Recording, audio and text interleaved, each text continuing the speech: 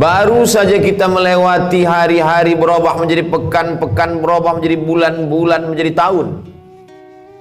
Apa sebenarnya yang diinginkan Allah dengan perputaran waktu, zaman dan masa ini? Maka Allah katakan dalam Al-Quran, wa tilkal ayyamu nudawiluha bainan nas.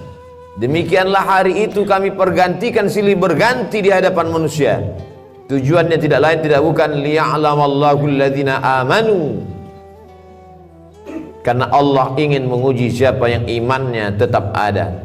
Wa tilkal ayyamu nudawiluha bainan nas. Demikianlah hari-hari itu kami pergantikan di hadapan manusia. Wa liya'lamallahu alladhina amanu. Allah ingin menguji siapa yang iman tetap berada dalam badannya. Apakah ada orang yang ketika hari itu dipergantikan lalu imannya lepas? Ya. Yusbihu mu'minan, paginya beriman, wa yumsi kafiran, petangnya menjadi kafir. Wal'iyadzubillah wa na'udzubillah. Ulama kalau sudah menyebut orang murtad, meninggalkan agama, mereka berta'awudz, minta ampun kepada Allah berkali-kali, karena tidak ada maknanya hidup, masuk kekal. Waquduhan nas wal hijarah, bahan bakarnya yang terbuat dari nas, manusia. Siapa dia? Orang yang ingkar kepada Allah, ingkar kepada Rasulullah Sayyidina Muhammad sallallahu alaihi wasallam. Kapan kita beriman? Sebelum kita lahir ke atas dunia, sebelum berbentuk darah, daging, kuku, bulu, sebelum menjadi manusia. Wa idz akhadha rabbuka min bani adama min zuhurihim dzurriyyatahum wa asyhadahum ala anfusihim. Ingatlah ketika Allah mengambil perjanjian di hadapan seluruh manusia ketika dia masih berbentuk dalam roh di alam arwah. Ketika itu Allah mengatakan, alastu bi rabbikum, bukankah aku ini Rabb kamu? Lalu semua menjawab, bala syahidna, engkau adalah Rabb kami ya Allah. Antaqulu yaumal qiyamah, tapi nanti pada hari kiamat manusia menjawab, inna kunna an hadza ghafilin, kami lalai, kami lupa, kami silap, kami khilaf, kami tidak ingat. Begitulah manusia dipergantikan siang dan malam. Makanya Nabi Muhammad SAW mengajarkan kita doa, ya muqallibal qulub, engkau yang membolak-balikkan hati, tsabbit qulubana, kokohkan hati kami, ala dinik, dalam agamamu, ala ta'atik, dalam ketaatan kepadamu. Ya musarrifal qulub, engkau yang mengarahkan hati kepada keimanan, sarrif qulubana, arahkan hati kami, ala dinik, dalam agamamu, wa ala ta'atik, dalam ketaatan kepadamu. Ketika sahabat Nabi akan ditugaskan ke Yaman mengutip zakat, nanti kau akan di sana sibuk Mu'adz bin Jabal menghitung berapa zakat onta, berapa zakat lembu, berapa zakat kambing, berapa zakat kurma. Maka bacalah doa ini di akhir salatmu, Allahumma a'inni, tolong aku ya Allah, ala dzikrika, supaya hatiku selalu berzikir mengingatmu, wa syukrika, supaya lisanku selalu bersyukur menyebutmu, wa husni ibadatik, selalu beribadah dengan ibadah yang baik kepadamu. Bukankah Bal'am seorang yang beriman?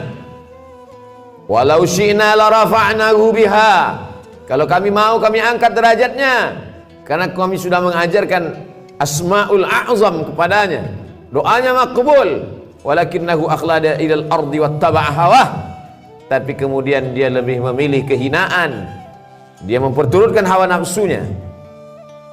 Famathaluhu kamathalil kalb, dia seperti seekor kanjing, dia seperti seekor binatang yang hina, najis, mughallazah. Air liurnya saja pun masuk ke tempat air minum kita.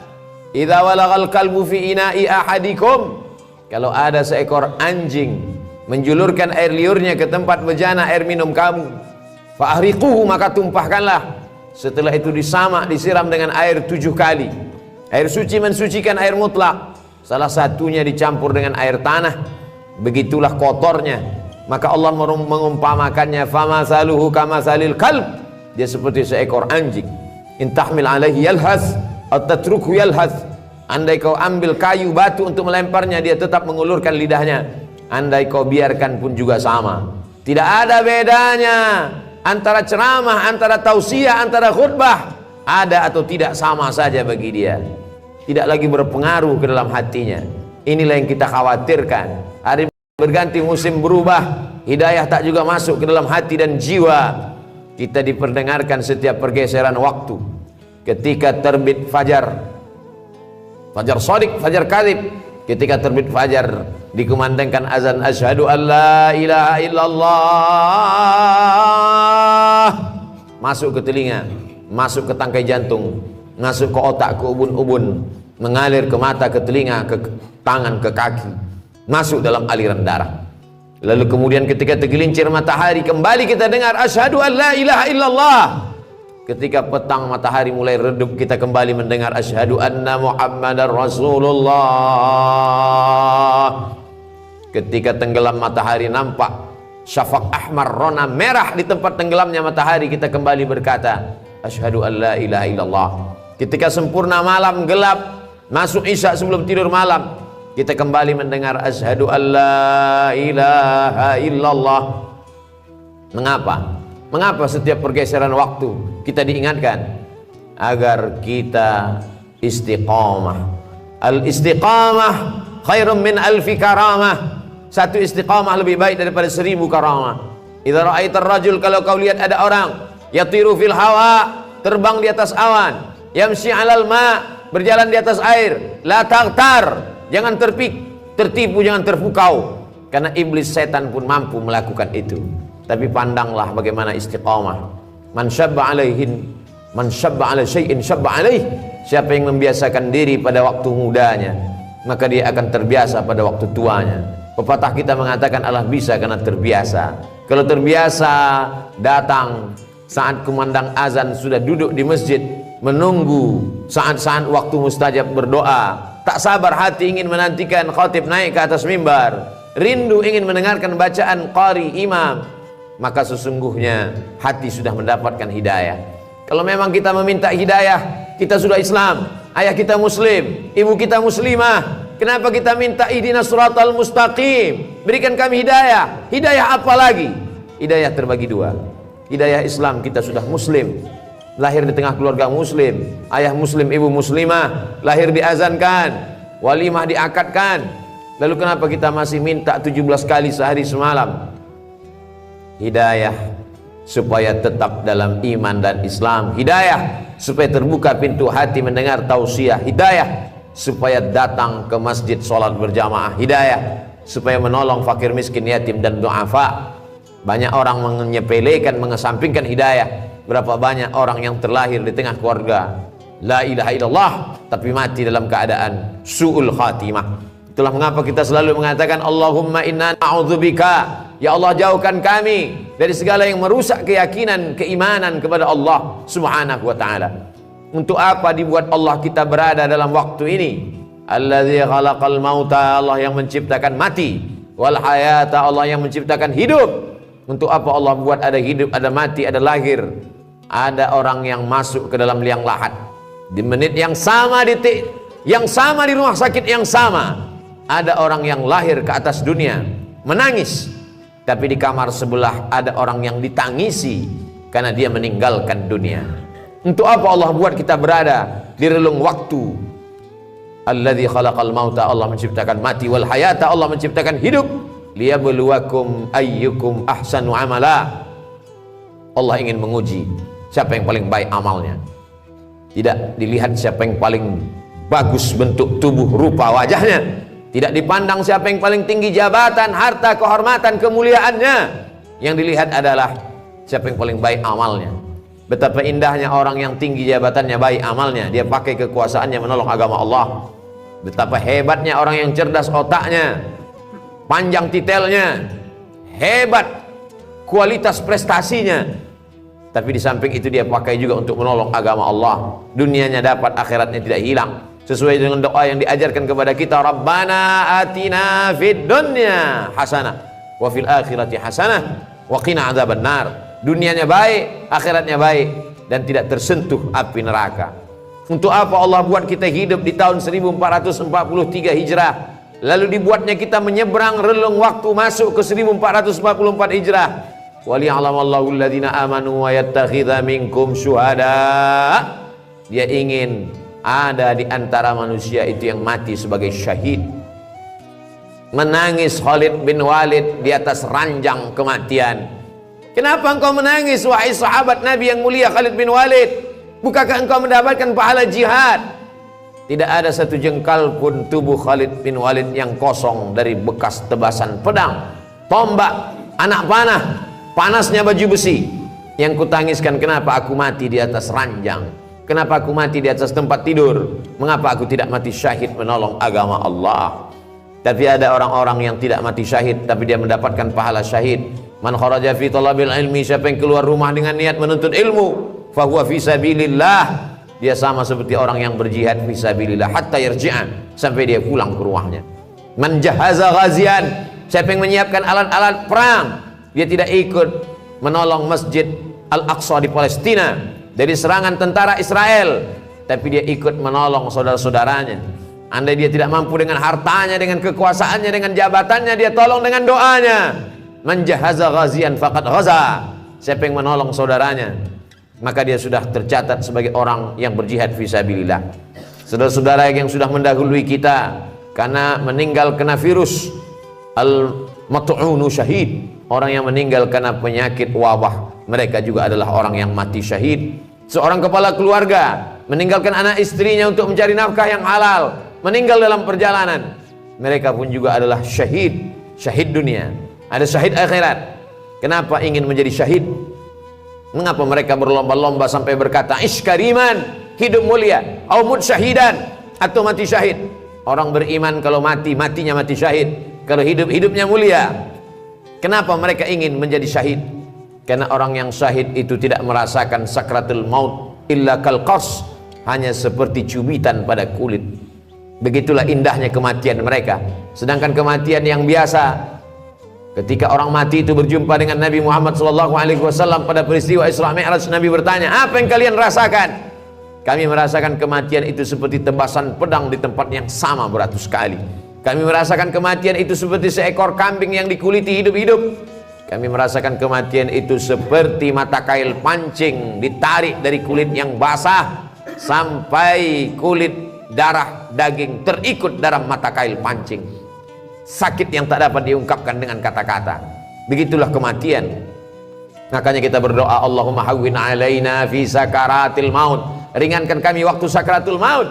Tapi orang yang mati syahid tersenyum wajahnya, karena kematian itu dia rasakan hanya seperti cubitan pada kulit yang lembut. Mereka tidak terkena azab kubur. Kita berdoa sebelum salam, Allahumma inni a'udzubika min azabi jahannam, min azabil qabri, wa min fitnatil mahya wal mamat, wa min syarri fitnatil masiihid dajjal. Selamatkan kami dari azab kubur. Sedangkan mereka tak merasakan azab kubur, yang ketika mereka tidak merasakan hisab, langsung saja masuk ke dalam surga. Salamun alaikum, selamat untuk kalian hai orang yang mati syahid, tibtum, kalian sudah berbuat baik, fadkhuluha khalidin, masuklah kalian ke dalam surga Allah Subhanahu wa taala. Banyak orang menyia-nyiakan waktunya, dianggap waktu ini gratis, tidak ada pertanyaan. La tus'alunna yauma idzin 'anin na'im. Kamu semua akan ditanya tentang nikmat yang diberikan Allah Subhanahu wa taala. Berapa langkah kaki, berapa hembusan nafas, berapa kedipan mata, berapa bisikan telinga, berapa ayunan tangan, berapa darah yang dicuci oleh buah pinggang, berapa yang disemburkan oleh jantung ke otak. Semua akan diminta tanggung jawab di hadapan Allah Subhanahu wa taala. Adakah yang lepas? Yauma yafirul mar'u min akhi, orang lari dari saudaranya, wa ummihi wa abi, dari ibunya, dari ayahnya, wa sahibatihi wa bani, dari istri, suami, melarikan diri dan anak-anaknya. Semua akan bertanggung jawab. Likulli imri'in minhum yauma idzin sya'nun yughnih. Semua orang akan bertanggung jawab atas segala gerak lidahnya. Al-yawma nakhtimu ala afwahihim, mulut terkunci, wa tukallimuna aydihim, tangan akan bicara, wa tashhadu arjuluhum, kaki akan bersaksi, bima kanu yaksibun, apa yang pernah kita lakukan di dunia. Semua akan diminta tanggung jawab di hadapan Allah Subhanahu wa taala. Hari ini uang kita banyak, kita bisa bayar pengacara untuk membela kita di hadapan hakim. Tapi saat itu hakimnya bukan manusia. Alaihissallahu bi ahkamil hakimin. Bukankah Allah hakim di antara para hakim yang paling adil, paling mulia? Alaihissallahu bi ahkamil hakimin. Kita menjawab, bala syahidna. Betul, kami saksikan itu. Shadaqallahul azim, maha benar Allah. wa sadaqa rasuluhun nabiyul karim. Benar Rasulullah, wa nahnu ala dzalika minasyahidin. Kami semua menjadi saksi atas kebenaran itu ya Allah. Allah buat kita ada dalam waktu ini. Mengapa kawan kita yang lebih sehat dari kita lebih mati duluan? Kita yang diprediksi orang sakit masih hidup sampai saat ini. Bukan karena kita menjaga kesehatan. Berapa banyak orang sehat mati mendadak, berapa banyak orang yang divonis mati sampai saat ini belum mati. Kita sampai hari ini masih hidup karena Allah ingin kita bertaubat. Allah ingin kita beramal soleh. Allah masih sayang dengan kita. Allah ingin kita berdakwah. Kita manfaatkan sisa usia yang tak tahu tak kapan akan berakhir. Hidup ini seperti lampu yang ditempelkan di dinding. Ketika minyaknya habis kering, lampu akan padam sendiri. Sampai masanya kita akan padam, berubah menjadi santapan cacing tanah. Kalau pernah meninggalkan nama-nama yang baik, masjid, pondok pesantren, itulah yang akan menolong di hadapan Allah. Ditinggalkan anak-anak yang saleh, semua hanya tinggal kenangan. An-nasu niyam, manusia ini seperti orang yang tidur. Makin lama tidurnya, makin lelap tidurnya, makin meracau berkata yang tidak dia sadari. Falamma matu, ketika dia mati, intabahu, barulah dia terbangun dari tidur lelapnya. Orang mati dia sudah hidup, orang mati dia sudah sadar, orang mati dia sudah terjaga. Orang hidup dalam mimpi yang tak bertepi. Kita masih syukur diingatkan oleh khatib, diingatkan oleh para ulama, dikirimkan Allah Subhanahu wa taala para nabi.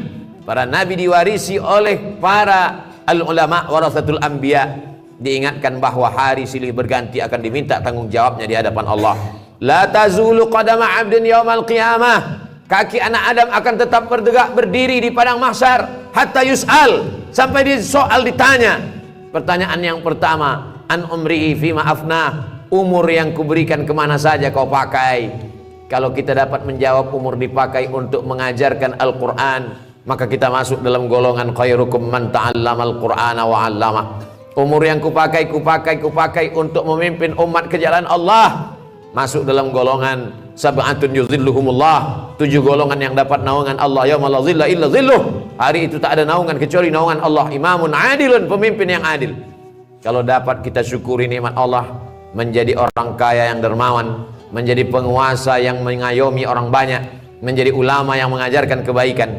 Andai tidak, jadilah orang yang mendengarkan nasihat yang baik, mengamalkan yang baik, tulus ikhlas kepada Allah Subhanahu wa taala. Itu saja yang dapat menolong.